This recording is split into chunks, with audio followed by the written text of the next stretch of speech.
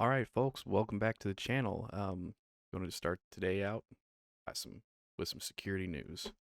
All right, so first things first, right out by CISA, the Cybersecurity Information Security Agency. They added 95 security flaws to their known exploited vulnerabilities catalog. Active exploits now sit at 478. Out of the new 95, 38 are for Cisco, 27 for Microsoft, 16 for Adobe, and 7 for Oracle. All are related to Apache Tomcat, ChakraCore, Exim, Firefox, the Linux kernel, Siemens SIMATIC CP, and the Treck TCP IP stack. If you use any of these systems, please check your list and make sure your systems aren't vulnerable. Patch them immediately. Up next, hackers are using about 100,000 misconfigured servers to DDoS websites. Akami says attackers are exploiting the servers to target sites in the banking, travel, gaming, media, and web hosting industries. DDoS attacks like these are usually orchestrated by ATPs like China to censor restricted content based on regime demands. Security researchers state that they have no evidence currently of this type of attack, dubbed middlebox DDoS amplification, are currently in use, but suspect that it's only a matter of time. All these story sources will be below. On February 26, Mikhailo Fedorov, I think is how you say his name, Ukraine's Minister for Digital Transformation, announced the creation of a volunteer cyber army to counter Russia's online assault that accompanies the invasion in real time.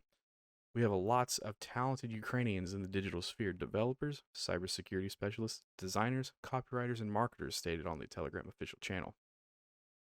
There is no confirmed successes, but I'm sure they're doing an excellent job in countering the Russian persistent threat.